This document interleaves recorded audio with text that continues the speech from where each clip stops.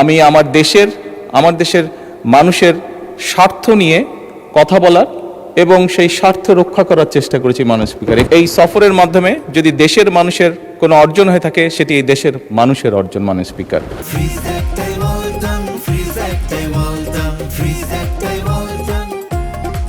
বিসমিল্লাহির রহমানির রহিম। মাননীয় স্পিকার, যে বিষয়ের উপরে আমাকে ধন্যবাদ জানানো হয়েছে এই সংসদের পক্ষ থেকে, তার জন্য আমি আন্তরিকভাবে কৃতজ্ঞ এবং আন্তরিকভাবে সকল সদস্যকে ধন্যবাদ জানাচ্ছি। মাননীয় স্পিকার, এখানে মূল বিষয় এটি হচ্ছে যে বাংলাদেশের মানুষ আমাদেরকে দায়িত্ব দিয়েছে তাদের স্বার্থ দেখার জন্য।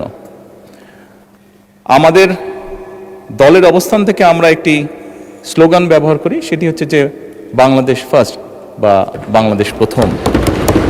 আমি যে কাজটি করার চেষ্টা করেছি মাননীয় স্পিকার, আমি আমার অবস্থান থেকে আমি আমার দেশের মানুষের স্বার্থ নিয়ে কথা বলার এবং সেই স্বার্থ রক্ষা করার চেষ্টা করেছি মাননীয় স্পিকার।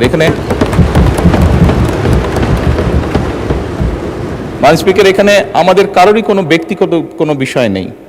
এটি যদি কোনো কিছু অর্জন হয়ে থাকে, ভালো কোনো কিছু অর্জন হয়ে থাকে, এটি বাংলাদেশের অর্জন।